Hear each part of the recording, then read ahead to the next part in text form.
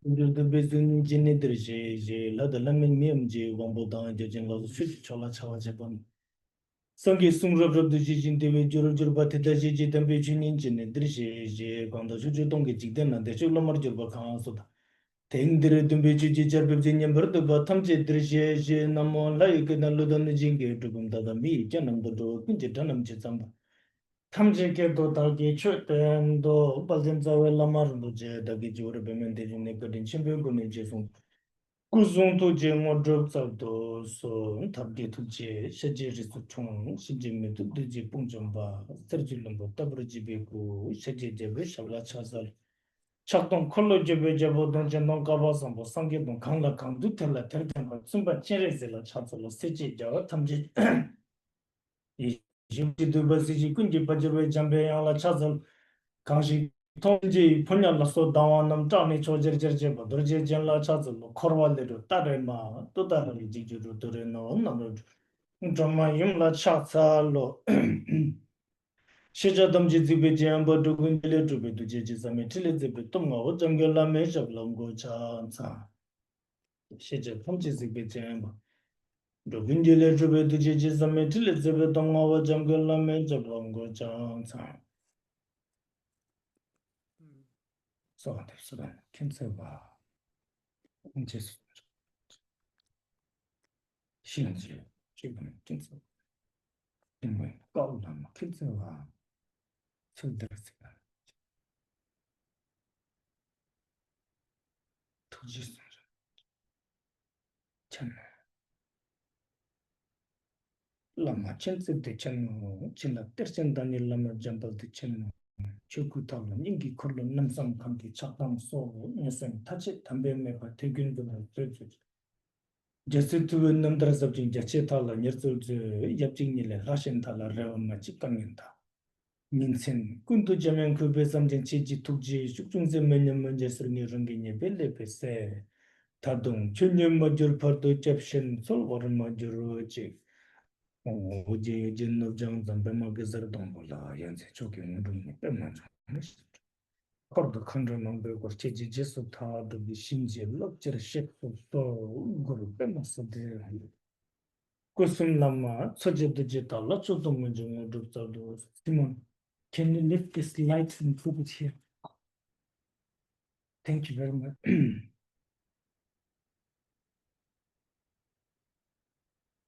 Who is here today? Oh gosh, okay. Yes. Some very interesting people.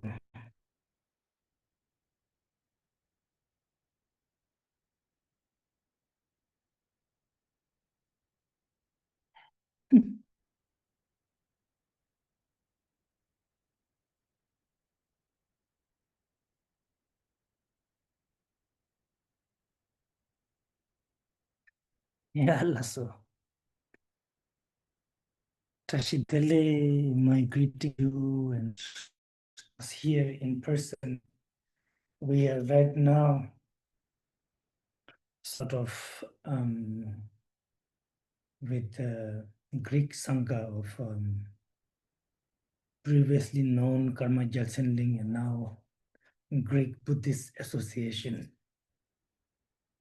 In case you hear some rustle here and there, it's the Greeks.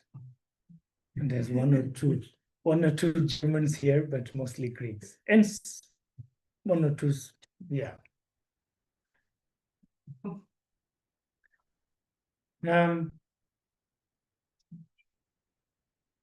Always a joy. This part of my job, talking about these awakened masters, enlightened gurus, is almost like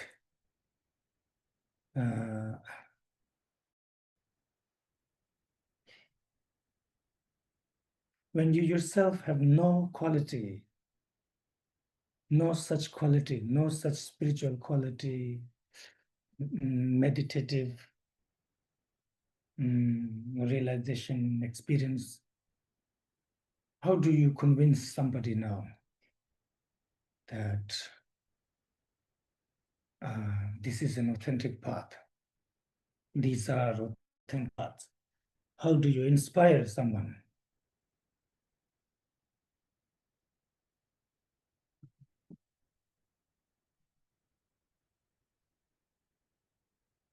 If you have read Tubu Ujin's biography, it's supposed to be his biography actually. Blazing Splendor, I think that's the name. I remember reading that once and I thought, and I really liked that. And one reason was, I think that book had about 200-300 pages. And maybe out of all those pages, I think 50 pages was about himself. It's supposed to be his story, his biography. And the rest of 200 or so pages is all about his gurus, the lineage gurus and the gurus and the gurus, other sort of practitioner, Dharma brothers and sisters. And it's just so inspiring.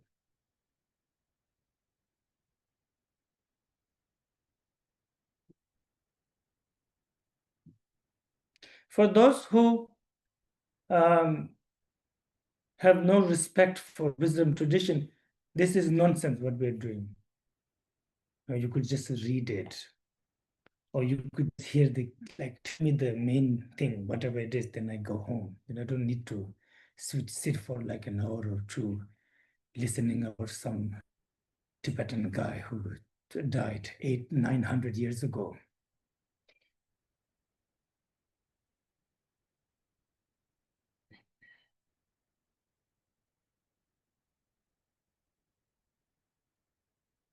But Vajrayana does not work like this. Vajrayana is moody, lot of mood.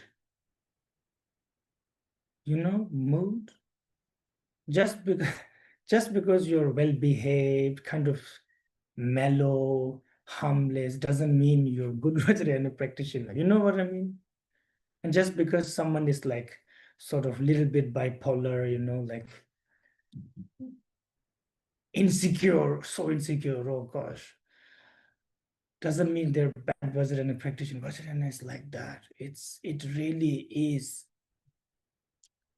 the path that transforms afflictions. And so it's difficult to predict. It's a bit unpredictable. And it is really very much based upon devotion. Do what you want. Without devotion, that's it. That's the beginning and end of your path. This is not sort of a strategic approach. Strategy, planning, calculating, all this is mundane. It's our mundane world. When you're building a house, you must calculate how many stories, how much bricks, how many bags of cement. And I don't know, what else do people calculate about? That's what you do. And you get a result. Spiritual path is not like that. It's not like I offer one flower today, I get this much merit. Tomorrow I offer 2 flowers, I get more merit. You don't know. One flower offering is you accumulate more merit than later you're offering a whole garden. Spiritual path. And then on top of that, Vajrayana path, it's really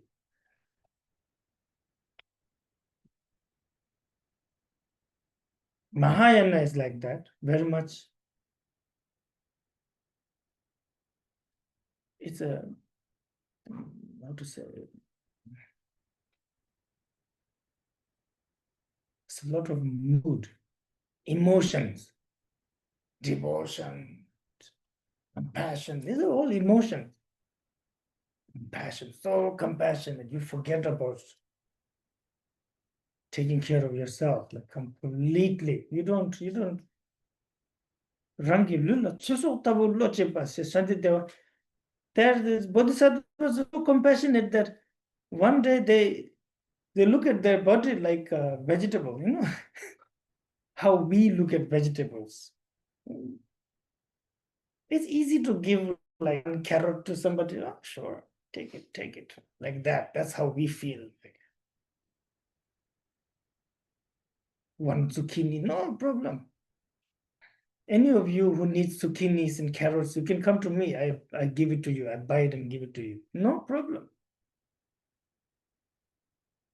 Similarly, the bodhisattvas, they look at their own body, their own, I don't know, bones and fleshes, and they're like that. Take it. Completely overcome with compassion. They have forgotten self-cherishing. They don't need it. They don't need that at all. Now add Vajrayana on top of that. The Vajrayana.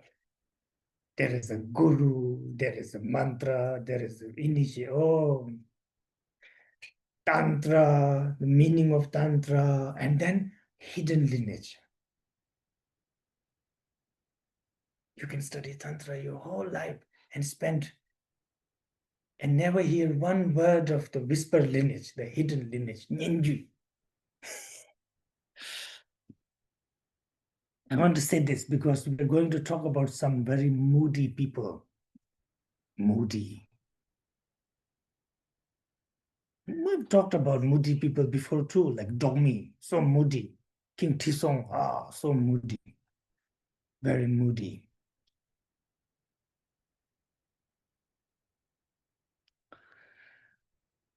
Mm.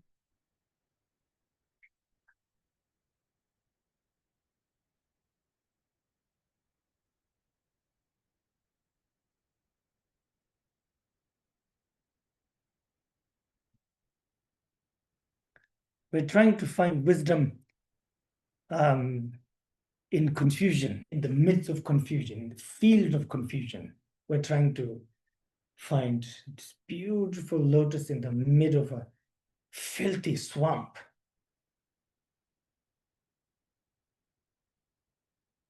Well, the first master that we want to discuss is Marpa Lotsawa that I chose.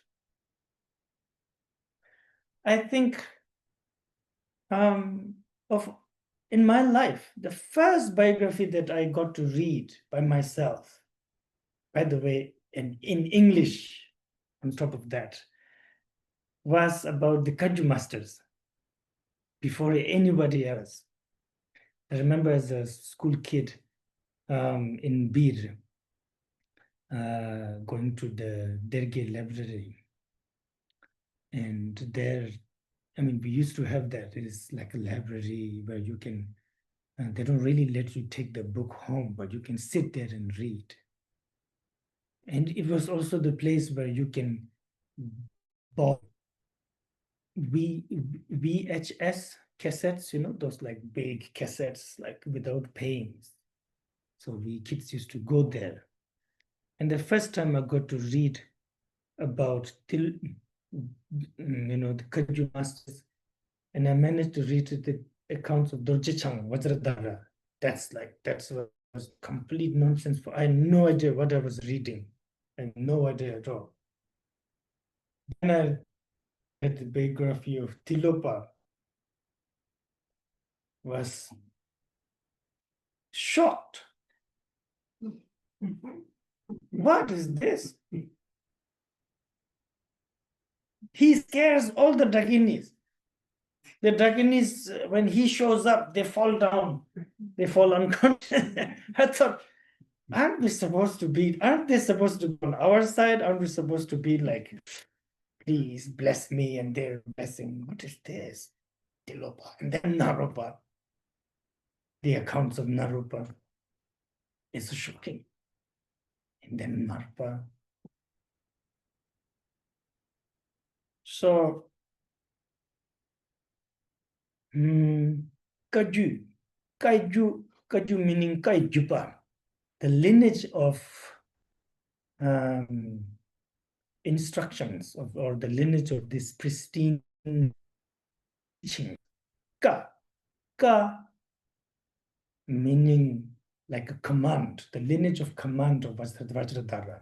What did Vajra teach? That is sort of the lineage of the tradition.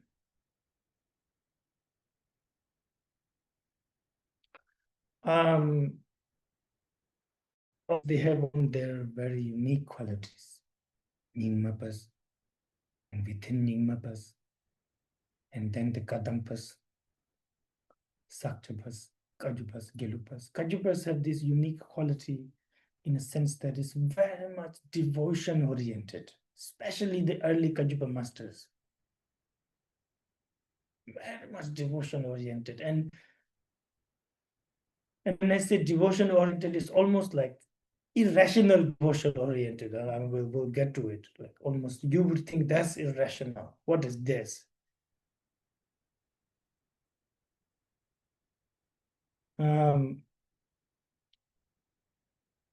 So of course now the origin of tradition comes from Vajradhara, as in all tradition. Vajradhara is basically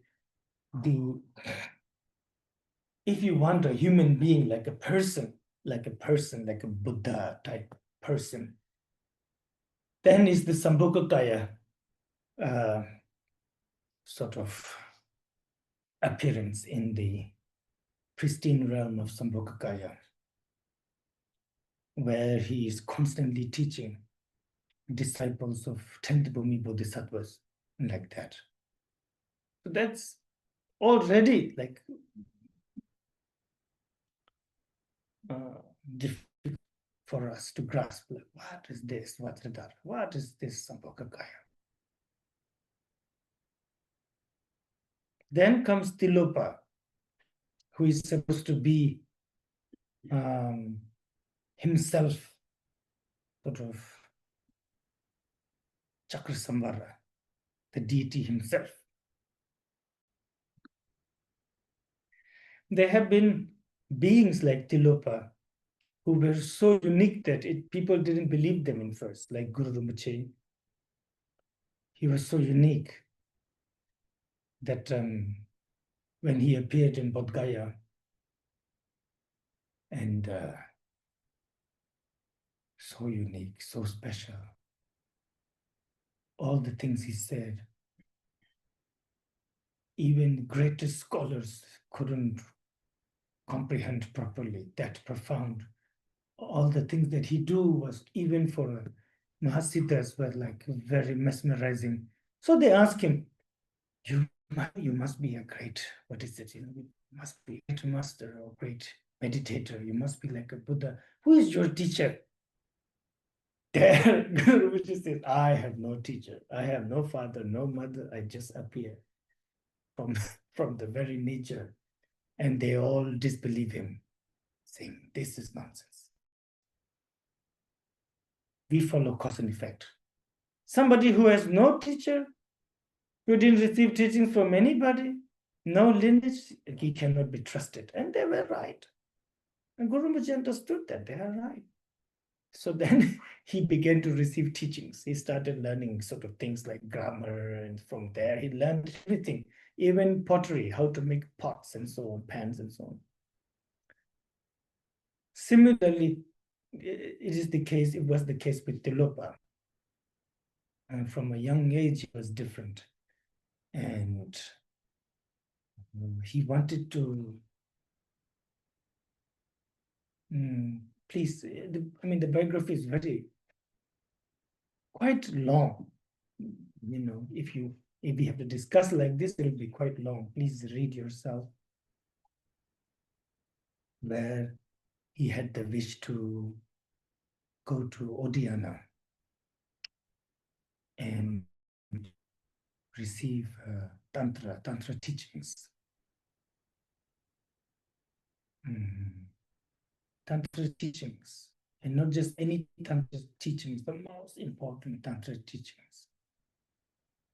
She's like heart, the blood of the Dakinis. So they protected.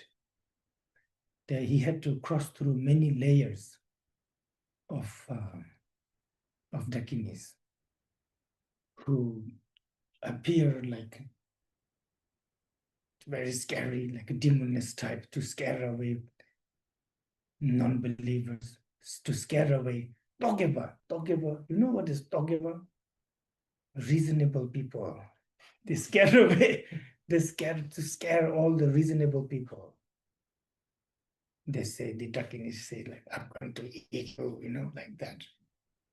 And they jump on him, so we're going to kill you and do a talk out of you. They thought, oh, this little boy, he's going to be scared.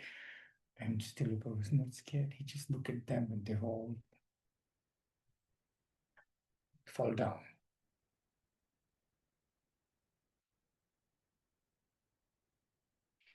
Process outer Nirmanakaya layer, inside Sambhokakaya layer. Again, the Dakinis come running to him, scaring him. Again, he looks with a confidence of complete wisdom. They fall down. Then he goes inside. Inside is the Dharmakaya Dakini, the Dharmakaya mother. She was seated. Tilupa goes in without even prostrating to her. And she asks, what do you want? I mean, when he does that, all the Dakinis are shocked. Who is this boy? How dare he get inside and with so disrespectful and doesn't even make prostrations? And then she says, no, you cannot stop him. He is the Heruka himself. He is the Sambara, the Chakra Sambara. You cannot stop Sambara. And so she gives him the teaching. So now imagine, for the outsider people, this is nonsense. This little boy shows up and says, I have, and he's very extraordinary too. He's extraordinary. It's a Mahasiddha. And then you ask them, who's your teacher? I have no teacher. Oh, my teacher is, like the Dharmakaya Takini. She's the teacher. Well, you can call her my teacher if you want. It's like So Tilupa had to learn from human lamas. And he had many, many teachers. Most importantly, people like, I think, Agarjuna too.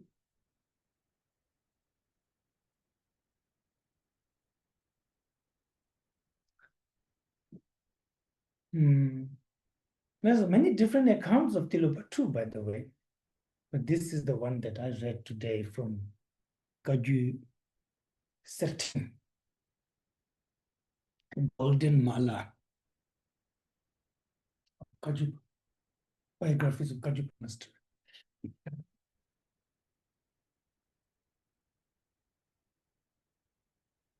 And he liberates many beings in his life, Tilopa.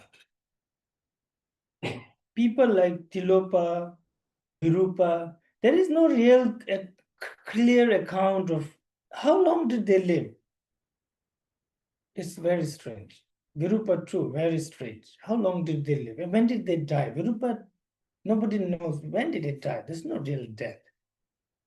All they know is that Virupa was sitting there, and next moment he was gone, and there was a stone statue of Virupa. So many people thought that Virupa became, but he made the prophecy, I will come back 3 more times, like that. And he did, came back 3 more times. Similarly, people like Tilopa and Naropa, it's not real death. It's really strange if you read through it. Imagine if you have to just present it to people. I don't know how you're going to do that.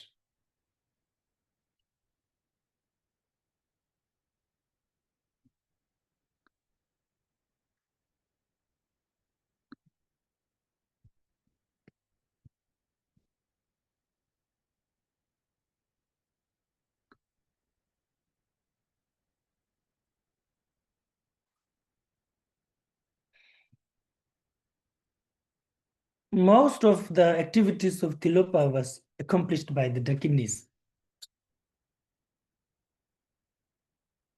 many times that like at times like I'm reading an account where there was a great king who wishes to do he loves his mother and he wants to please her. So he tells his mother, what should I do now more, mother? And she says, well, if you would gather all the yogis and the practitioners like ordained sangha and so on, and do a big talk, an initiation and talk, and that kind of Vajrayana teaching, if you establish, that will make me happy. And they all gather, and so many yogis gathered, great yogis, practitioners, powerful ones.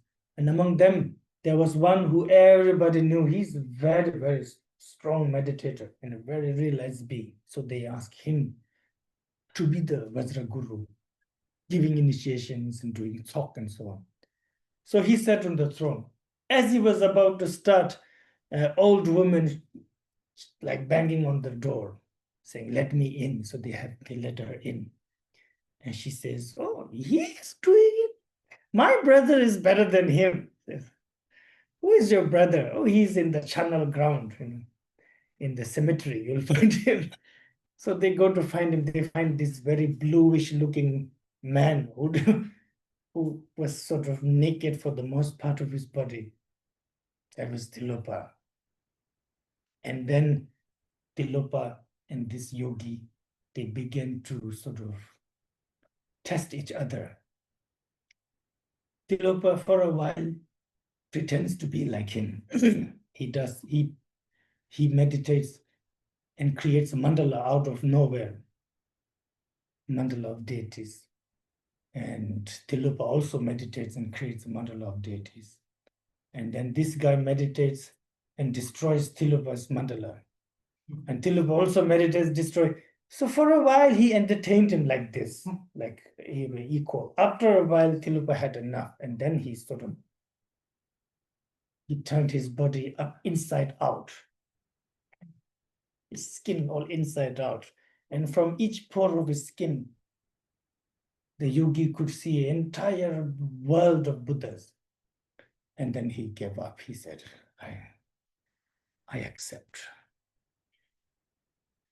Like that. And then Tilopa teaches them. So many times again and again and again she does this. And even later, of all the students of Tilopa, one who was most precious, most important was Naropa. And to Naropa too, this old woman again appears and says, you don't really, you only know words, you don't know the meaning. She keeps appearing again and again, and Naropa thinks, maybe there is something profound, this woman. She asks, so who knows the real meaning? She says, my brother. Where is he? He's in a cemetery. You have to find him, like that. Always, all of his activities were accomplished by Dakinis. True Heruka. Lived like a lion, fearless.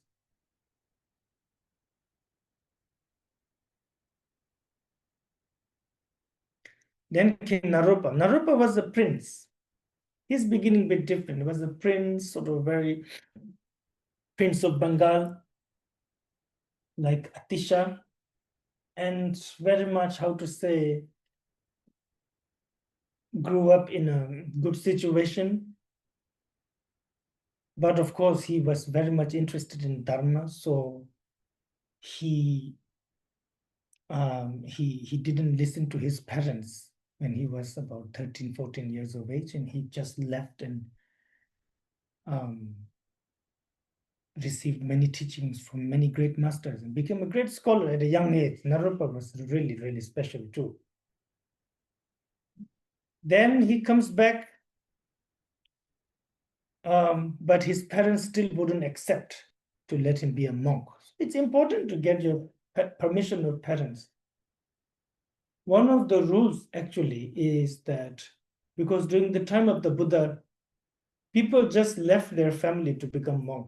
So at some point it was getting really difficult for Buddha. There's a lot of boys and men showing up who just left their father, mother, their family, kingdom, all kinds of things. So, and they all come to Buddha to complain, how can you let this man be a monk? So Buddha says, okay, especially if you are young, very young, sort of like a teenager or a 7, 6, 7, 8-year-old boy like that, you need the permission of your parents to be a monk like that. So Naropa was trying hard. They didn't listen, and he had to marry. He actually wrote down a description of a girl who was impossible to find because he thought then his parents will let him be a monk. But the minister, there was one minister who was really smart, and he took the task of finding the girl, and he found the girl, a very exceptional woman.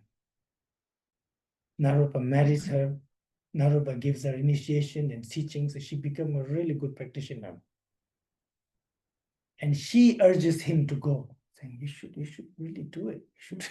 You should be a monk. You should really practice. And so, encouraged by that, he leaves his palace lifestyle and becomes a monk. And in a monastery called Pulahari. This monastery is important in Naropa's life because he comes back to this monastery again and again. Naropa becomes great master, really learned, so learned that the Pulahari monastery was too small for him. And Nalanda, the biggest Buddhist university in the world at that time with about 10,000 students, needed Nalanda had a tradition. It was so big that you needed 5 main teachers. One who teaches in the center, one who teaches in the east, west, north, south. The north position was empty. So they were all panicking because the master passed away. We need a great being there. And they all decided Naropa is the only one who was capable. So they invited, that's how Naropa became the north sort of garden of Nalanda University. Extremely learned and a great practitioner, he soon became known throughout India to be a great master. Well, one day he was reading a text in the sun. He was sitting in the sun and reading a text. And he saw a shadow suddenly, and he looked up. There was a woman, and she had 37 ugly signs. Like she had a big goatee, one eye gone, like that, like 37 signs of ugliness, as they say. And she asked him, do you know the words well? He said, yes, I know the words well. And she became very happy and she danced. And then she asked him, but do you know the meaning, the real meaning well? He said, yes, I know the real meaning. And she became very angry. Then she asked him again, do you know the words well? He said, yes, I know the words well. And she danced again. And so he thought, she can read my mind. This woman can read my mind. It's different. It's not just some sort of beggar. She's different.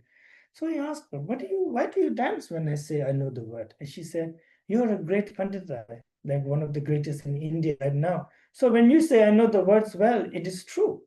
So I danced. And then he said, why do you become so sad and looked angry when I say I know the meaning? She said, well, because you were lying. You have no idea about the real meaning. So Naropa was intrigued, and he said, because he has been feeling that for a long time, I need really to gain wisdom. I need a teacher who can point me the wisdom. And he said, this is my chance. He knew it. And he asked, who knows that meaning then? She said, only my brother. Where is your brother? He's in a cemetery. If you go there, you'll see him. Naropa gained so much devotion and he decided to leave. All the monks said, please don't go. All of his Dharma brothers, Nalanda had 500 great abbots, great panditas at that time. And then most importantly, the abbot of the middle and the three directions begged him, please do not go. There is really, this is it. This is the center of Buddhism. You cannot find, and it was, Nalanda truly was. There were great masters like Shantipa. There were great masters like Zetari, and so, so many. But Naropa had made up his mind. He thought, I cannot go on like this. I have received many teachings. I've done practice, but nothing really pierces. And when he heard the name of Tilopa, he knew he had devotion that was like a lightning ran through his body. I must find this man. Then the account of Naropa looking for Tilopa is very long. Oh gosh, he doesn't find him for a long time.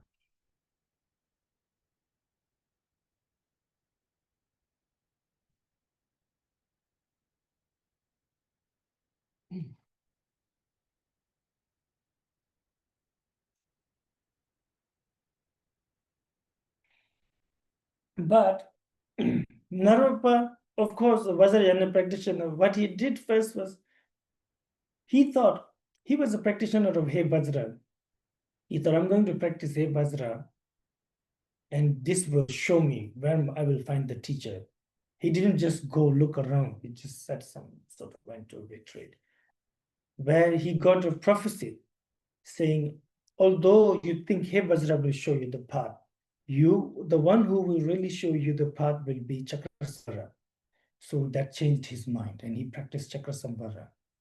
And when he finished the mantra recitations and so on, he sort of experienced the entire place where he was beginning to shake, and light emanates and sounds and beautiful incense scent that nobody was putting up. It began to appear, and he thought, this is a really good sign. And then he heard a voice saying, go in this direction, there you will meet the Guru, who is the Buddha himself. So Naropa in that direction. Now what happens is that as he kept traveling, he got to a place where there was a very narrow path. And there is one way was water, and one way was, I think, like deep, steep, like a gorge. And this was only the path. And on the way, there was a leper woman, very sort of fingers and everything gone, sort of like that. And Naropa says, please, I have to go from here. Please get up. Can you move so I can go? She says, I cannot move. Either you can jump on me and go, or you make the whole round from the. And Naropa, he has no time. So he covers his nose and jumps, because, leprosy, after a while, really stings if you don't take care.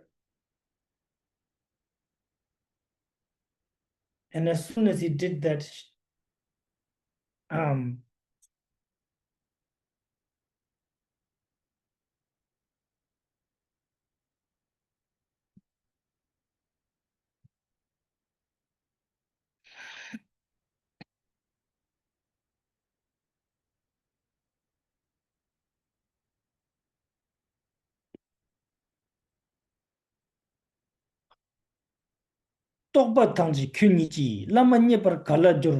she said, you who has such strong conceptual mind, how are you going to find Guru? And she vanished. And he understood that was like either the Guru himself or the Dakinis. And this happens like 10, 20 times. I cannot even count how many times it happens. Sometimes he meets a dog.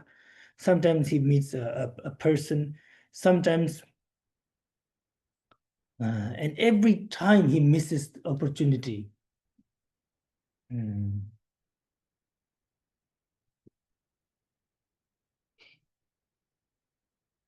At times he's somewhere where there is a person who is trying to kill his parents. He's trying to kill his parents, and well, there's nobody else there. Naropa meets him and says, "Do you know Tilopa? Where is Tilopa? I really need to find." He says, "Oh, yes, I know Tilopa. I will help you if you help me kill my parents." And Naropa says, "Oh, how could I? Like, even if I don't find my guru, how could I, a Buddhist monk, kill somebody?" And he says, "I cannot do it." And then again, the parents vanish, the man vanishes, everything is gone. And he finds himself like this on a sand, his face on the sand. This always happens. He always ends up on the sand, on some sort of sand dune near Ganga, I guess. So many times. Finally, after a long time, he gets to a small temple. That's what something's happening in the temple. They're doing talk. And there is this man there outside, looking like a beggar, very like crazy looking man. And Naropa sees him, this can't be Tilopa. And so he goes inside. No, I mean, he goes inside, nobody knows. But as Naropa was sitting outside, the caretaker of the temple remembers him. Isn't that the great Naropa, the one who is famous all over India? What is he doing sitting outside looking like a beggar? And he tells the monks inside, that's impossible. Why would Naropa, someone like Naropa will be in a place like this? They all look outside. It's true, he's there. And it's embarrassing to Naropa. They say, "Why, please come in. We must invite you. You must go out first, and we will make a long procession." Naropa says, "Well, that was the time when I was a Pandita now. Now I am a yogi. I'm looking for my guru. Do you know about Tilopa?" I say, "No, we don't know Tilopa. We only know that beggar, his name is also Tilopa. Maybe you're looking for him."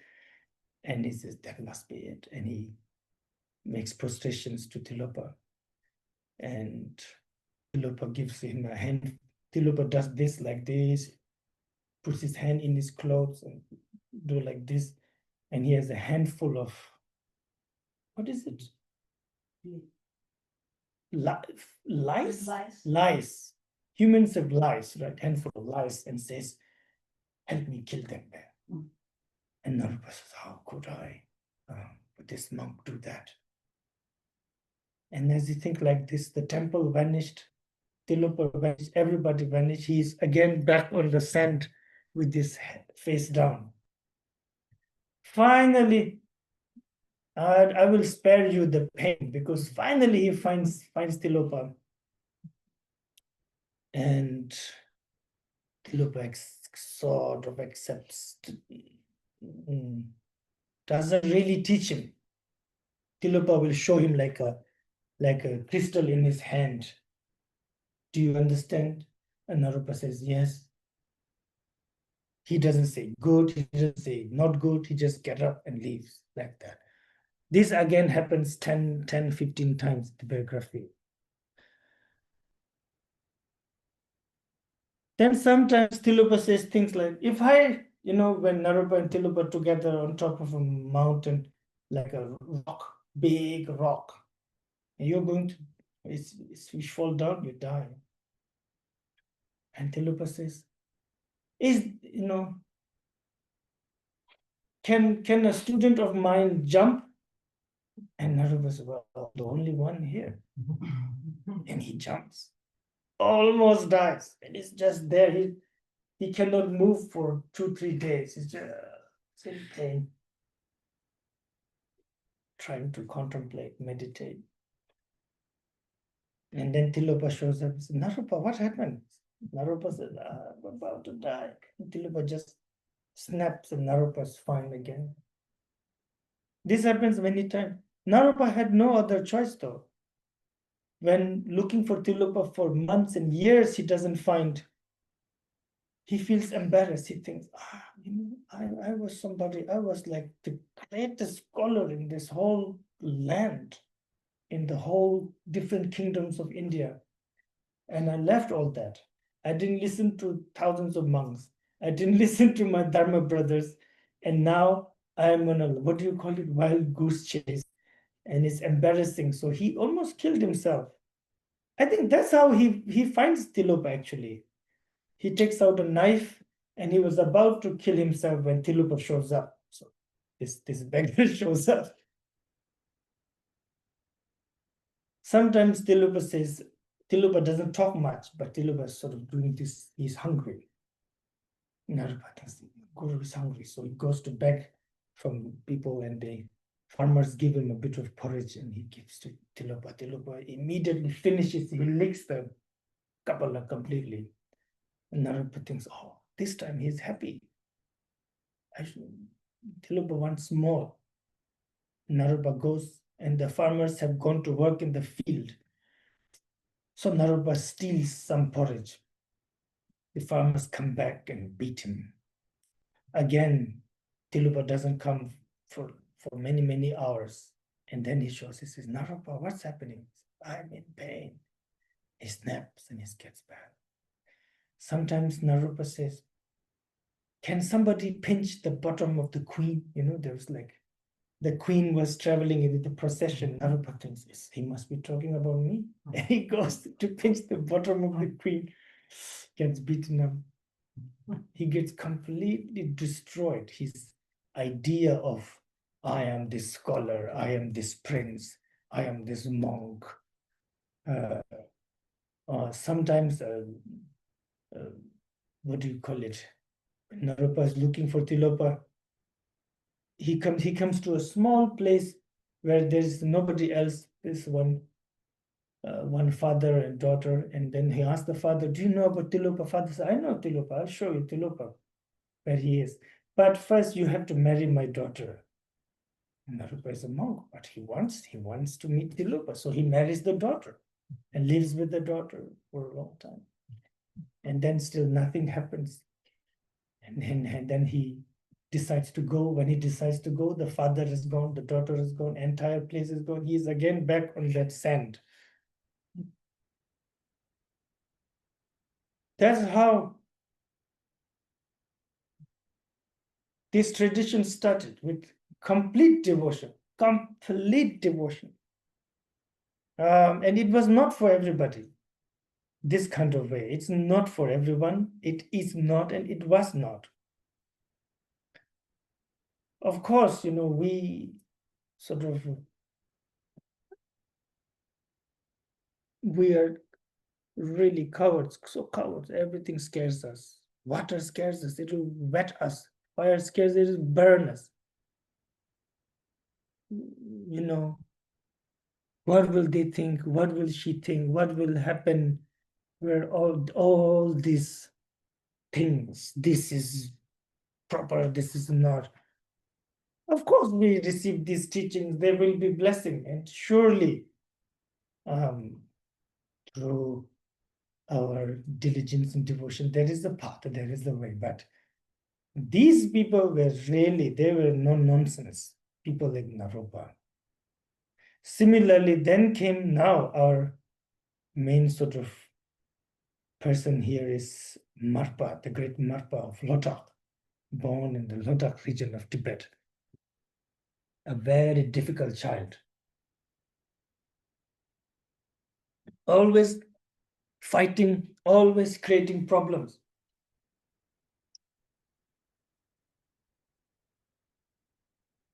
Around the time of Marpa, many powerful Tibetan masters arose who were not monks.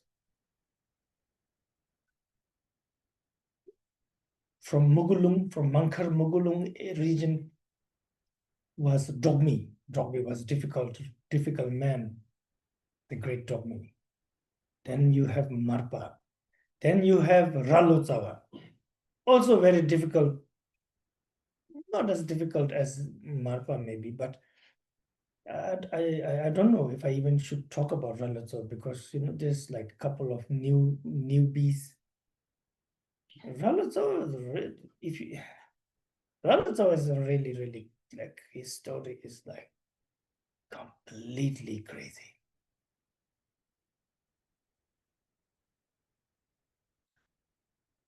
He brought the practice of Yamantaka to Tibet. Anyway, so there were these many sort of outrageous Tibetan masters who appeared at that time. So Marpa was one of them. Since he was very difficult from young age, his father was convinced that only Dharma can tame my son. If he doesn't learn Dharma, practice Dharma, he's going to become like a robber or something terrible. He was always very, what do you call it? Hard-headed boy. So the father made him learn, practice, go to different teachers. But even then, he kept fighting. He kept making problems. And so even all of the relatives got tired. He's always getting in problem. They always have to apologize to people or, I don't know, do something. So they all decided, went to the father, we have to do something about your son. He's going to get us all killed one day. So the father decided, he told the son, you're really difficult. I'm going to send you to far away, like how in the West, when the kids are difficult, they send them to the boarding school like that. He said, there's far away, there is a great master called Dogmi, and I'm going to send you to him.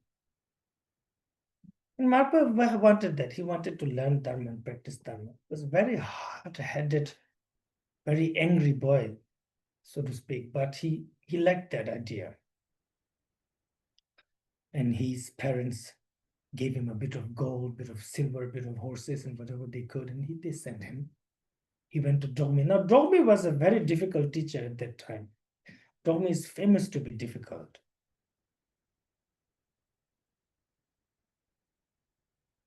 So Marpa requested initiations from Dogmi. Dogmi didn't accept. Dogmi only accepted to teach him Sanskrit and grammar, Indian grammars. So he stayed with Dogmi for 3 years, and he became really good at Sanskrit. He was already at that time a really good translator. He knew the language very well. But he understood one thing. He has to go to India. He has heard about Naropa, so he had a lot of devotion to Naropa. He wanted to meet Naropa or students of Naropa. And he also thought this Dogmi is a very difficult Lama. For every initiation, you have to offer a lot of gold, a lot of yaks. So he thought it's better to go to India. So Marpa decides to go to India, but he's not from a rich family. So in those days, to do such journey, you better be very rich. So he look around, and it's kind of a little bit tragic that he met a friend who was already known as a bit well-known Lama, like a new Lotsawa. Is it? Yeah. And he was very sort of rich, a little bit pompous, pompous, like a Lama, like sitting here at attendance. Marpa was smart. Marpa heard Nyo is going to India to learn. So he thought this is so he made prostrations to him. So he really likes it. Oh, it makes prostration to me. What is your name? He said, my name is this. What do you want to do? I want to go to India to receive teachings. I'm also going to India. You have gold. Indian masters, you have to offer a lot of gold. You have to offer a lot of gold to the border, like the guards and everything. You have to offer a lot of gold. Marpa said, I have no gold. And you thought, this Marpa was clever. He hid his learning. And you said, I will share gold with you. Let's go together. So they go together. They get to Nepal, and there, one day they heard a big commotion near Pakping, I think, where they hear that Naropa had many students, great students in Nepal. If there is any Sakyapa, I'm sure you know that Naropa is, Tilopa was like the ocean of Vajrayana, and so was Naropa. And not everything Naropa had, the great Marpa received, or anybody received. It was just too much for one person to receive. So many. And then there's one very special teaching practice that now the Sakyapas and Gelupas do, which come from Naropa, where Naropa came face to face with Vajrayogini, and she gave him this teaching, which Naropa only gave to two brothers in Nepal, the Parpin brothers. And from there to the Tibetan translators, and came to Tibet, but not to the Kajupas, to the Sakyapas. From Mal, the great translator Mal, to Sachin-Kunga Nyingpo, and that we still have. And this is really marvelous Dakini practice. If you ever get to receive it, you should. Naro Vajrayogini. Anyway, there are two students. This is another student. These are another student, I think. But anyway, two Nepalese masters. They were giving initiation, and they saw these two Tibetan men. And now as they were giving initiation,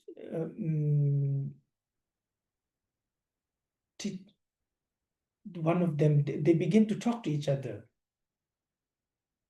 saying, look, there's these Tibetan people. Do they have initiation, or do they know Vajrayana? What are they doing?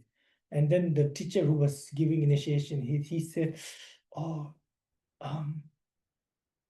maybe I'm breaking my samaya by making Vajrayana heard by these people. And then the other teacher said, no, these Tibetans, they're like cattle. They understand nothing. Now, Marpa and Lotsawa both knew Nepalese and Sanskrit very well, and heard that. And next day, when Marpa got ready to go to the teaching again, he asked Lotsawa, are you not going? He said, why should I go? The Guru himself is saying, like, he's calling us like cattle and like bulls, that we are stupid. I'm not going. So then Marpa went alone. And the Guru asked, where is your friend?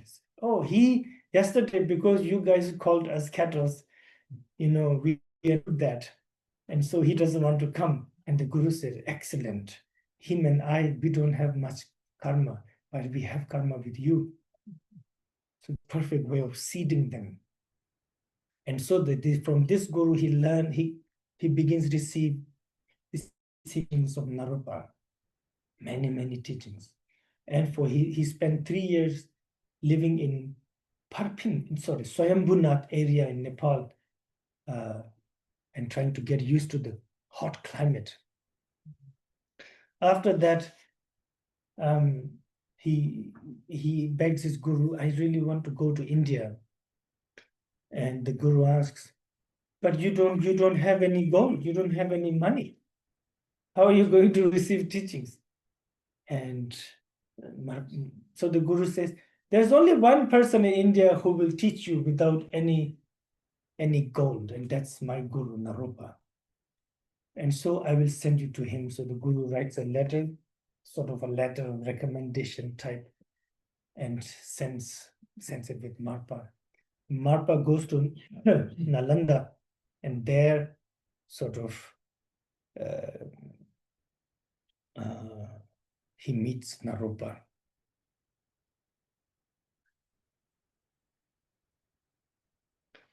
And then Naropa begins to teach him He Vajra Tantra, He Vajra, everything. Marpa becomes really learned. Well, before that, when Marpa and his friend, this new Lotsawa, the Tibetan, they get to Nalanda, and Marpa says to him, hey, this, I am going to receive teachings from this Naropa. Are you also going to do? And Lotsawa says, oh no, I heard he is a great scholar before, but then I heard he let go of it and he started following a beggar. So now I'm going to receive teaching from someone else. So from there they part, and they became very competitive of each other. It was a strange time. I think Tibet was such a strange time with that. So after like a year or two, they meet and they ask each other, what have you learned? What have you, And Mu says, I have learned Hevajra Tantras, different Hevajra Tantras, all of it. Marpa says, I also learned. And they begin to test each other. Marpa was far greater. But Mu had also learned Mahamaya Tantras. And Mu says, oh, Hevajra is good. But Hevajra is already very popular in Tibet. What I have is sort of very different. I have Mahamaya Tantra. And Marpa had no idea about what is this. He goes back to Naropa saying, well, I have met my friend and, thank you. I'm grateful for Hevajra teaching that you have given me. It has opened my mind, but he's also talking about Mahamaya. And so Naropa says, yes, Mahamaya you should receive. So then Marpa says, please teach me Mahamaya. Naropa says, no, better you receive from a friend of mine who is a bit crazy, he says. He lives on an island surrounded by poisonous, like a lake. And it takes 15 days to cross that lake. You have to walk through that lake too. And there you will find a man who is half monkey, half human. He has face that looks like a monkey, and he has hair all over his body, like all over his face. This was the great Kukuripa. I'm not going to explain what Kukuripa means because there's some new people here. But so Marpa Lotsawa travels. It was impossible for ordinary human to reach there. So before Marpa goes, Naropa calls 3 of his yogi students who sort of lives in the cemeteries and practices. He says, bless this man. He's going to that poisonous place. They are all shocked. Really? You're going to send this boy to that place? Marpa says, Naropa says, bless him. So they all bless him. And so Marpa begins to travel. Not a lake, but more like a, it sounds like an upstream river, like a swamp, more like a swamp. By the way, it may not even be a real place. It may just be an emanation of Kukuripa himself. But as Marpa was traveling fast, there were like one person he saw far away. There's nobody. After a while, there's not even bird in the sky and no leaves on the tree. Just everything is dried up, a completely poisonous swamp. And he's like this much in the water and almost dying, is like cannot breathe and is praying and praying and praying. After 15 days, he makes it. And he gets to a place where there was a big tree, dry tree. And under that tree was a person that was sitting like this. And he has hair all over his body. He looked like a giant monkey. He almost got a heart attack, almost ran away. Then he thought, well, Naropa told me that he looks like that. And there is nobody here. It's just him and me. He looked everywhere. There was a tiny island and it was just him and this man. So Marpa sat in front, made prostration and sat in front of him. And he's immediately looked up, and his face was like an ape. Kukurupa face was like an ape, and he looked with big eyes and he said, Nalip, you know what is Nalip? Flat nose. He said, you flat-nosed Tibetan, who sent you here? How did you got here? And he said, oh, my name is Marpa. I come from Tibet. And the Naropa sent me, Naropa, this Naropa, he is the worst. So he began to criticizing Naropa to test Marpa, I guess. And Marpa just thought, no, this is really, he's testing me. So he just really stayed there. And then Kukurupa said, all right, Naropa is a great master. So he sent you here. I will not teach you, but since you sent by Naropa, I will teach you. So for 1 month, he stayed there and received all the teachings of Mahamaya and went back to Naropa. And then Naropa taught again Mahamaya to him. So he became really learned again in this Tantra too. Then again he met Lotsawa, his friend. And already moved on to something else. He said, oh, so they talked about Mahamaya. Marpa was far, far, far more experienced and learned. But Nyo said, well, that's good, but I'm more interested in the father tantras. And Marpa thought. Then he goes back to Naropa.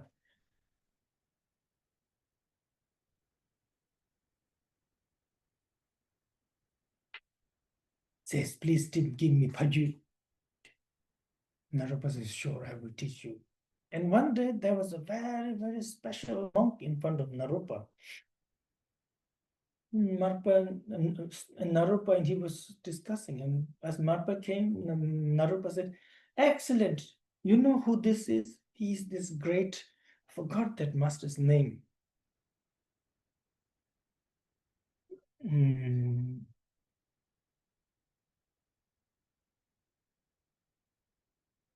How much time?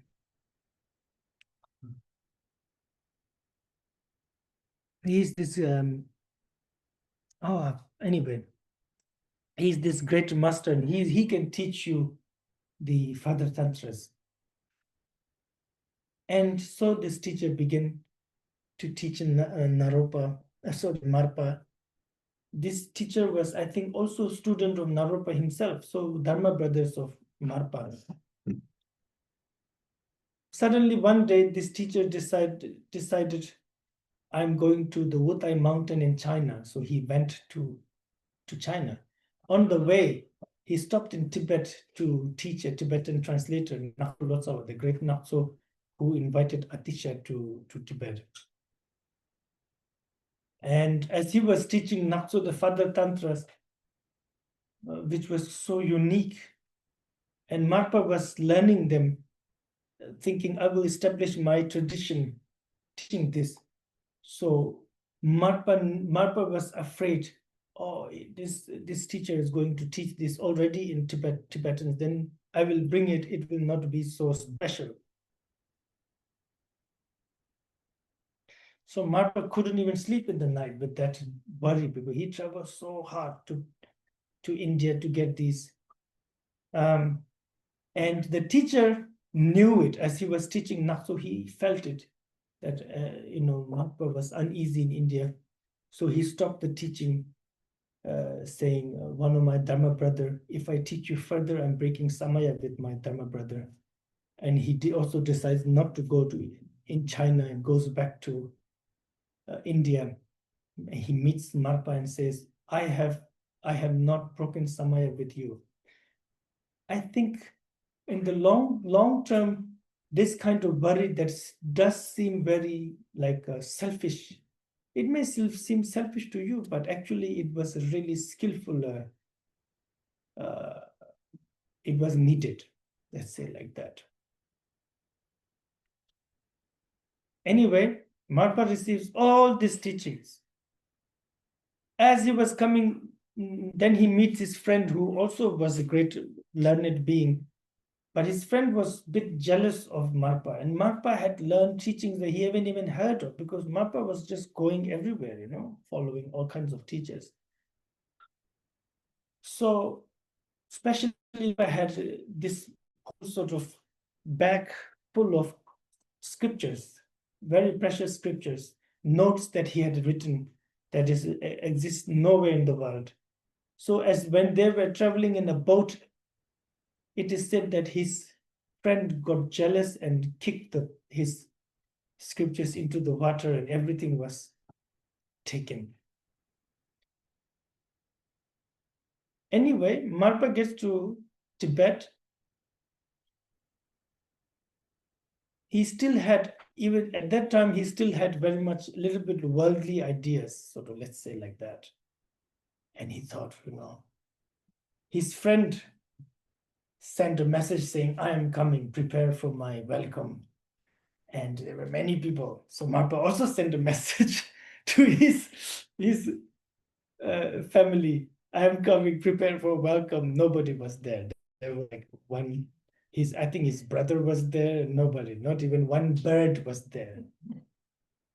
And for a while, nobody cared about Marpa, because although they knew that he was very learned, they were all uneasy about his behavior, because he was known as a very angry man as a young man, and always starting fight. Nobody really trusted him. And so he sort of suffered like that at the beginning of his career as a translator and a teacher. Slowly he began to teach, and people begin to receive teachings. And most importantly, he met Choku Doji, which became one of his most important teacher, also a teacher of Milarepa. This master was so special that he could reanimate corpse just by snapping. We'll maybe talk about him next time when we are talking about Milarepa, about which I'm very excited.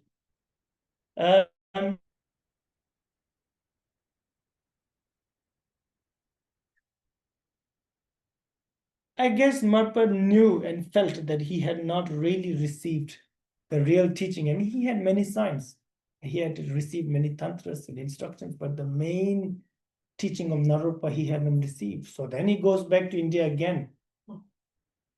Now at that time, when he got to India, after months of traveling, Naropa was gone.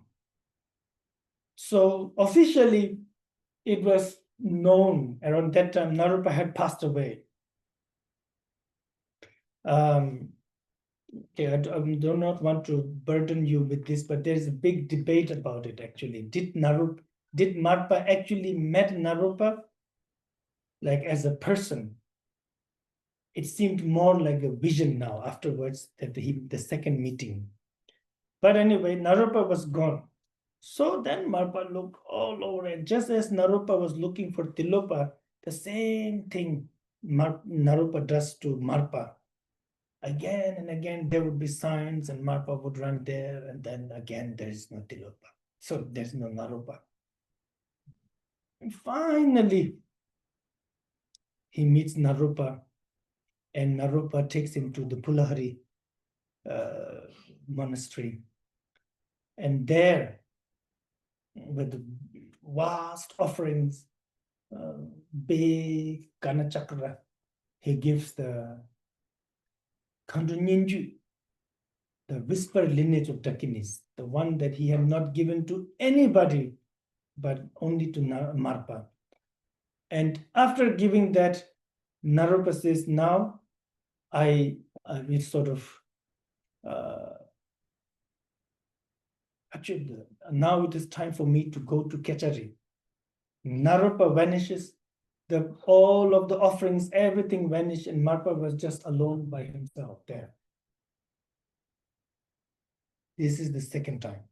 The third time Marpa meets Naropa is when, as Marpa was teaching Milarepa, Milarepa kept getting these dreams and visions of these Dakinis who keep asking him, have you received Pawa Tongchu?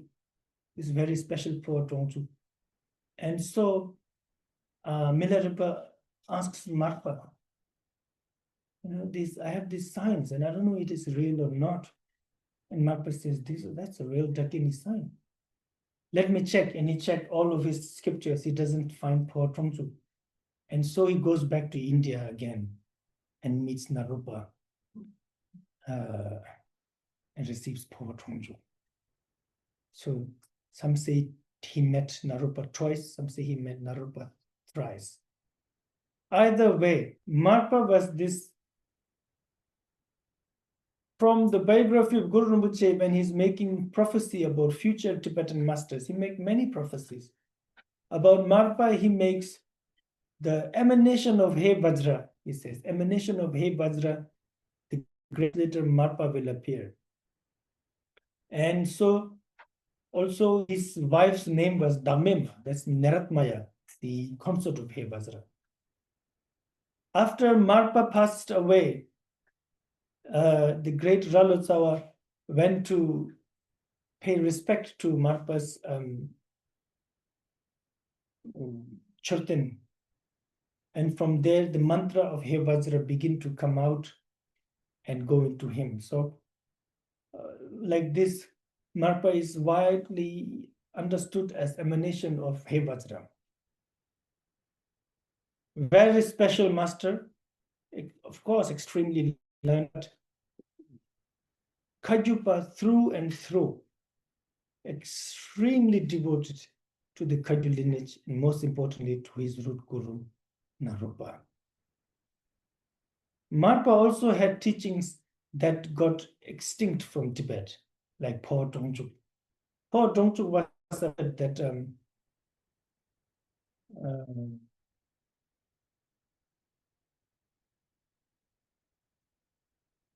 it was not necessarily, Pawa Tongchu was a method of transferring your consciousness to another body, something that Tibet used to have. And Marpa used many times in his life.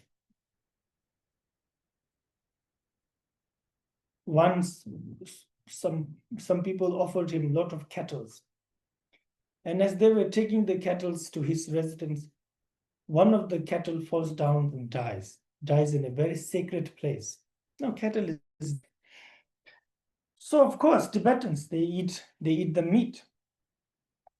But his wife tells him, well, this place is very sacred. We cannot take the meat of this dead body, this dead cattle.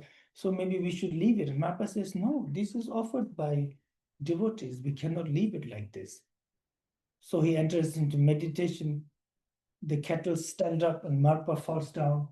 So his consciousness is in the cattle, and the cattle walks to another different place. And then cattle fall down and Marpa stands up. And he says, now you can cut.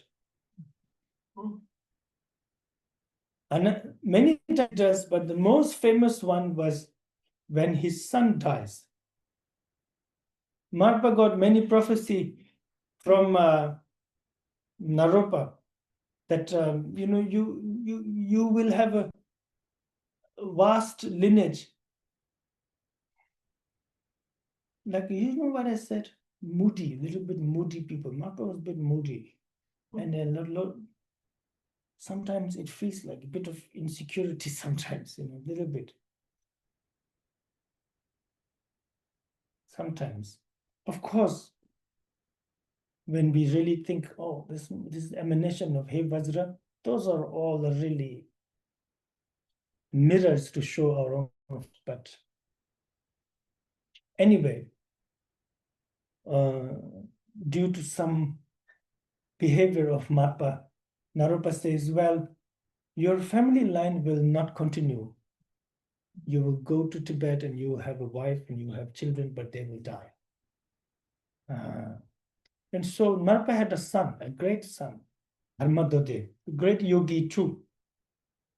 And it was around this time this master I was talking about, Lotsawa. Lotsawa was also had a very difficult time growing up. He travels to Nepal, and there is one pointedly Dakinis keep giving him prophecy about finding a special teaching, but he meets the guru and guru teaches him, but it never really fulfills his, it's, you know, he gets many teaching, but it's not the one that he needed. But the guru says, that's all I have, now go. So one day he was on his way back from Nepal, and I think there was like a fair going on, like a market. And he was at the market looking at things, and he got tapped, and he looked around. It was a beautiful Nepali girl. And she says, where are you going? You haven't received anything. And you should go back to your guru. He is hiding something. And she vanishes. So he goes back to the guru. And then they say, he's not here right now. And then he remembers once every month, nobody is allowed to accompany the guru. He goes alone into the forest. No one is allowed to come. So this time, Lotsawa follows him, guru, like behind secretly. And the guru goes into a cave. What's happening? And he managed to sneak into the cave. The guru was completely naked. And there was a tongue of Yamantaka. And he was wearing some very special robe and meditating. And that's when Lotsawa gets in front of the guru and he cries and he says, you know, why wouldn't you teach this? The guru first sort of, finally the guru agrees and okay, I will teach you. Go get some offering. You need to make a big offering for this. This is important teaching. I cannot just give you like this. So as Lotsawa was going to get, he come back, guru is gone. No one seen him in months. So for the next 6 months, he's traveling everywhere. He's from Nepal to India to all the places, and he almost dies many times. Finally, he meets the guru, and the guru teaches him somewhere in some forest, and he practices. And within a short time, he reaches a very high realization of Yamantaka practice, become a Mahasiddha. Lotsawa is a singular person who is sort of there. I don't think in the history of Tibetan masters there's someone else like Lotsawa. If you really honestly look at their biographies, outrageous master.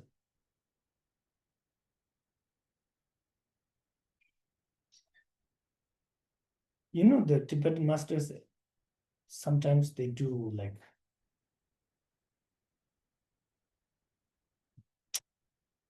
what is this? Like occult? Is that occult? Occult fighting. Lotsawa, and thanks to that, he did that a lot, because he had many difficulties too to establish the teachings that he brought. Many people said this is not authentic about this teaching, this and that. Some out of jealousy, some out of not knowing, some out of other reasons. For example, he meets Marpa's son, and he makes respect to Marpa's son, saying, this is the son of great Marpa, I must pay respect. Now, Marpa's son, who was a young boy, a very good person at that time, saw that how all the Tibetans paid so much respect to Lotsawa. And he thought, if this guy becomes student of my father, the Kagyu tradition will spread very far. So he began to sort of treat him like his student. Lotsawa didn't like that. And Lotsawa sort of didn't really reciprocate. To that, then he criticized saying, how you went to India to look for teaching, but you came back with non-Buddhist teaching. Yamantaka is this deity with a buffalo head of buffalo. So this is like a Hindu myth, what you brought. Well, Lotsawa didn't do anything. So, all right. He went back. But Dharmadhute was adamant. So one day, Dharmadhute sends his kilaya, and it travels far, far, far, far, and hits Lotsawa's attendant. Attendant dies. Then Lotsawa says, that's enough. Tell him after 3 days he is going to die. So they send the message. Marpa Lotsawa anyway knew that his son is going to die soon, so he tells his son, you have to be very careful, you have to stay in retreat. Dharmadhute does retreat of Hevajra. But one day, there is a market going on, and everybody's very excited, and he hears boys and girls. He's a young boy, so he wants to go. So Marpa sends Milarepa as attendant of Dharmadhute. They say, make sure you take care of him. So Milarepa is like, of course, and he's holding the horse, and it's Guru's son. And at the market, there was a lot of sound and noise, and his horse got scared, and horse did this, and Dharmadhute fell down and hit his head on a big rock, and sort of his head split. And Milarepa took his belt off and he bound his head, and Dharmadhute said, oh, take me to my father. He's a great being. Lotsawa knew when he was ending Dharmadhute's life that Dharmadhute was a great practitioner, but this was unnecessary. So he did that. By the time Milarepa got back, he blew conch, and Marpa heard the conch, and he said, wow, that's a terrible sound today I've heard. Go look what is going on. And they found that Milarepa was bringing the son who was about to die. And so the son dies in front of Marpa. And then Marpa immediately tells monks to go around, find the dead body. They don't find anything else. They find a pigeon who just died. And so Marpa before the son dies, he tells the son to meditate, and he meditates as he's about to die, and he transmits his consciousness into the pigeon. The son dies, the pigeon flies, and the pigeon flies and reaches Nepal. There was a young boy who had just died. And now this is a story of a Nepalese master called Tibupa, meaning the pigeon man, I guess. And the reason why he's called Tibupa is that this boy who died, this Brahmin young boy died, and as they were about to burn his body, cremate him, a pigeon flew and came near the boy's body and did like this and died. And then the boy got up. So people thought this boy is like something to do with pigeon. He became a great master in Nepal. Later, Milarepa's students traveled to Nepal to meet him and receive teachings from him. So that was the one time when Marpa practiced Po Dongjuk.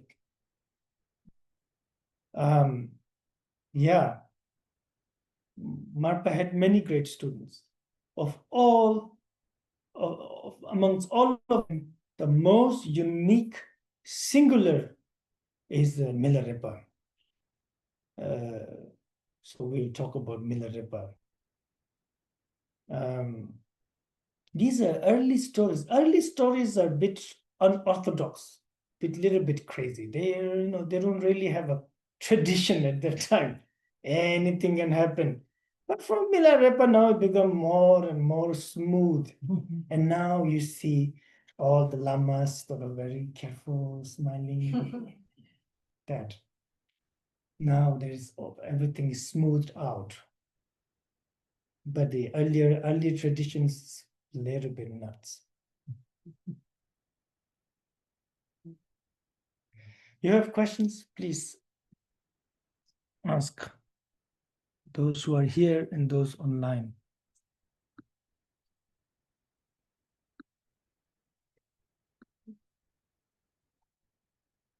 Oh, I think the Ninju teaching that he received from Naropa, that's the most now what Kagyupa is. I mean, he also received teachings from the great Maitripa, by the way. Mata Maitripa. Maitripa is also the one who found Uttara Tantra Shastra from Mastupa. Uttara Tantra, when it was written, let's say taught by Maitreya and with Asanga, it was a bit too early for people.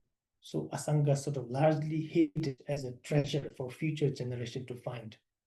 And so this Maitripa found it and then began the whole another thing. And also from this Maitripa, Marpa received many teaching too. I think altogether, Marpa Lotsawa is said to have spent 19 years in India.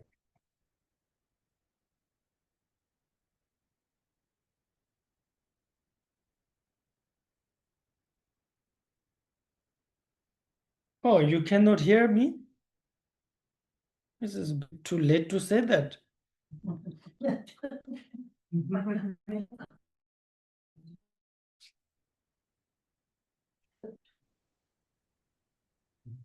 You know, Zoom, you have to mess with the settings sometimes, your own settings.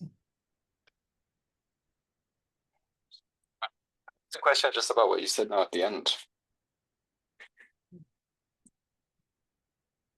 Sorry, who was that? Can you hear me, Rinpoche? Oh, yes, sir. Oh, yes. Thank you so much. I wanted to ask just if you could say something about the smoothing out of the tradition. It seems like this happens in different traditions as well, with Virupa, with Padmasambhava, with Marpa Milarepa. But could you say something just, or if you have any thoughts about why that happens or how that happened, that it smooths out of an interesting phenomenon? Yes. Well, in the beginning, there's no real tradition or guidelines, like at least in how a lama should be. And also there is resistance. So out of all that, these yogis, they do all kinds of things. Then afterwards, everybody understands, yes, this is authentic, these are real deal, whatever. So then it's like no need for a lot of things. And, habit sets in. It becomes a habit. When it is about spiritual practice, we call it tradition, right? It's a habit. The Vajra had to be playing this and that. And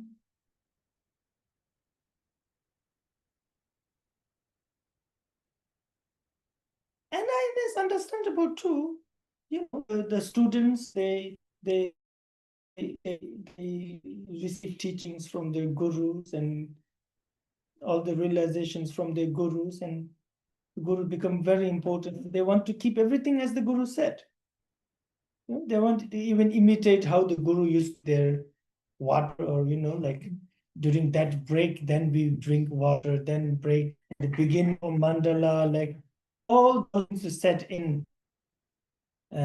So that's, I guess, then it's now tradition. So then tradition is then must be carried out. It's a lot to do.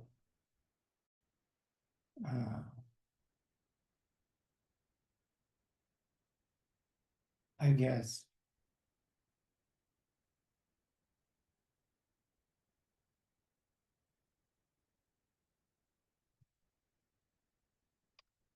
Yeah. Some people should practice Yamantaka. What's going on? I'm sort of secretly plugging, isn't it? Plugging Yamantaka here. Nobody really seemed to care. I've done this many times. I talk about Lotsawa. I'm a big fan of Lotsawa. You read biography, it's very scary. First thing is you begin to really, this Vajrayana is not a game anymore. It's really serious. He is said to have sort of killed 13 bodhisattvas on Bhumis. He said, I have killed 13 great bodhisattvas, and I know I will not be in hell realm even for a moment, he said. It's ridiculous. What's going on? Where's the... You guys are so mellow. All right, but is there a question? I think there's a question somewhere.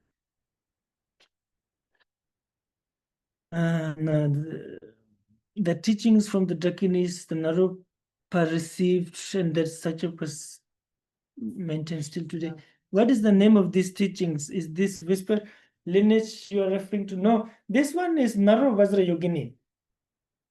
The Vajra Yogini practice is, of course, very prevalent, especially in Nepal. Vajra Yogini days, but they say Bajra Yogini, there, everything Vajra Yogini.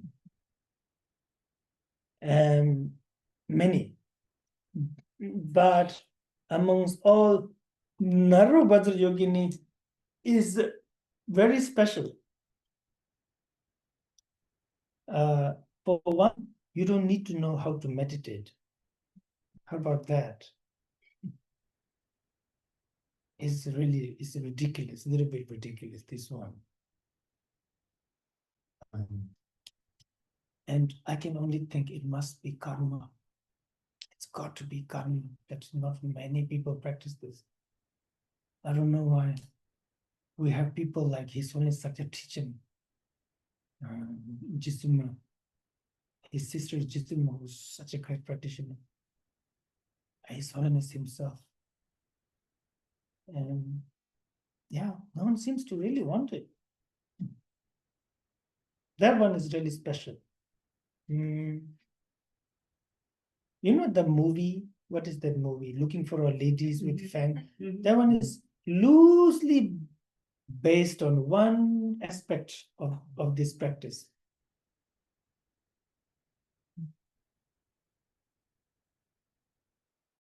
It is the beautiful Vajrayogini one, by the way, not like fangs and stuff. But yeah, she has fangs a little bit, you know. But she's very pretty also. Naked, hair flowing down. Sight to behold.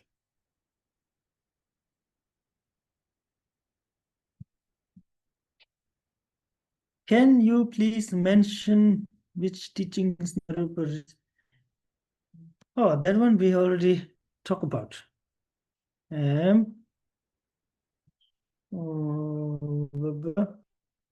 Thank you. Sometimes we hear people looking for masters or seeking teachers. There are these apparitions like Narupa was looking for Tilopa, the beggar with lice and dog, and person asking to kill his parents. How can we understand those kinds of tests and readiness as tests? How can we be aware of those in our path? Oh, that one based on your experience, your realization. And it's really, like I said, this mood is equal. Karma. Vajrayana is a lot about karma. Sometimes you think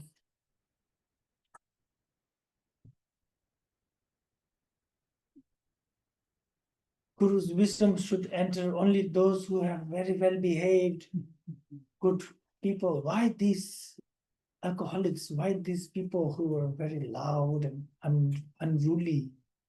But who are we to decide? It's really like that sometimes.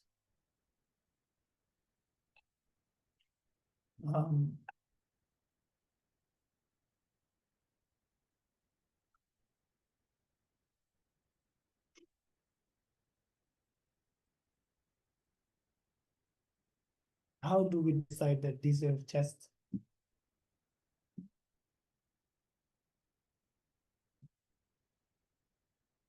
Yeah, this one is difficult. I don't know.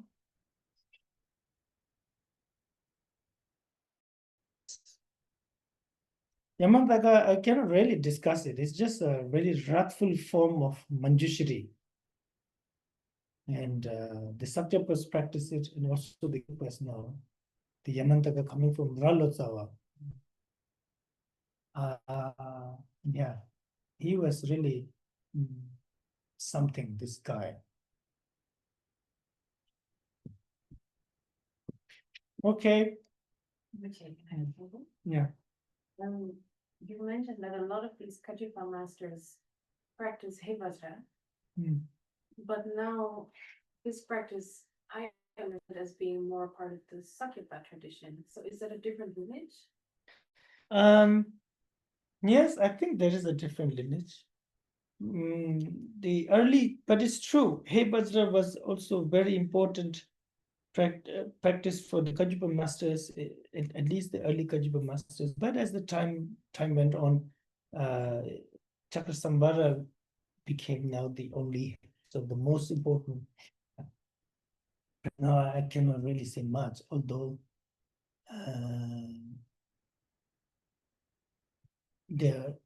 recently I've heard that Tikum Chamgun was teaching Hevajra Tantra, and he comes to Germany once every year to do Hevajra Tukchu.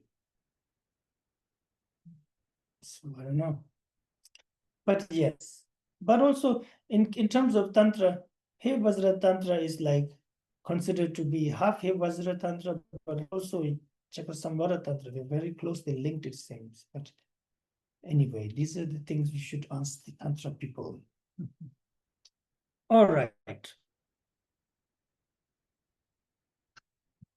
Anyone else?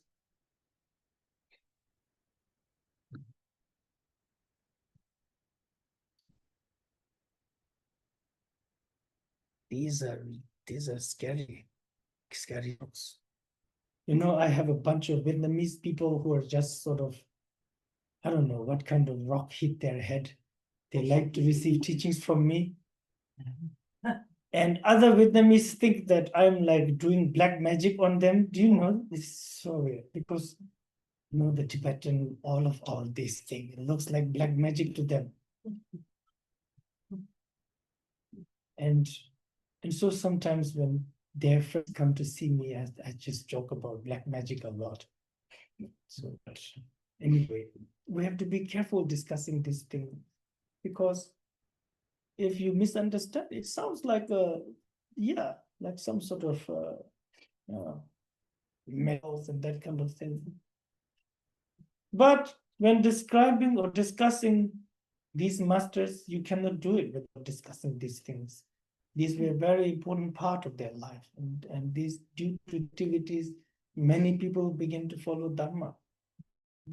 Okay, last question here. In these times when so many initiations are given, so many people on the internet, how can one know what their practice is?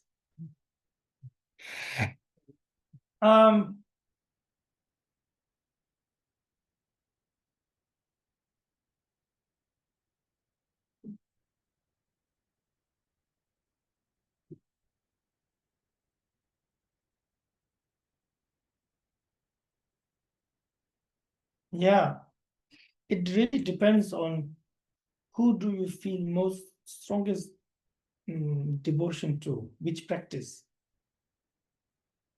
And also you should ask these great masters like His Holiness such a teaching. Sometimes they tell you. who is your deity. But most of the time they will tell you, whichever deity you feel closest to, practice that. And because that is your inclination, your element. In Tibetan we say kam the Marpa, your element and your liking. And it is not happening, it is karmic. You like it because of your karmic connection. So that. All right. Thank you so much. Somehow showing up to listen to stories.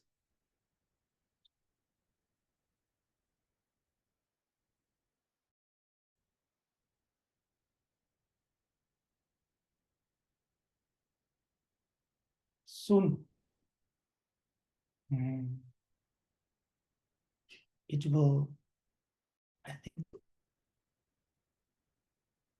forget about Marpa, but even our masters, our own teachers, how they are. It will not be believable for future people. People that will come after 50 years, 100 years, 200 years. They will think, oh, those are just myth. Can't be. There's some sort of hidden meaning behind it. It's just a, yeah. All right. Please make dedication. And yes, and thank you to the translators, our lovely translators. Thank you. Sonam de tamji zibani tomenya betanam tamji jagana jibalan to sibe sonam do do dungal menji budewa tamji jo tembanya dan kurtino chedu yoru injulu changju semjo rumbo jenna jibana chebanya ba me ba yang gone ondo pelva sho.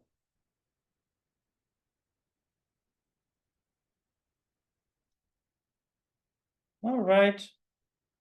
Take care of yourselves. Good night. Thank you, Rinpoche. Thank you. Thank you so much. Tashidele. Thank you. Mm. Thank you.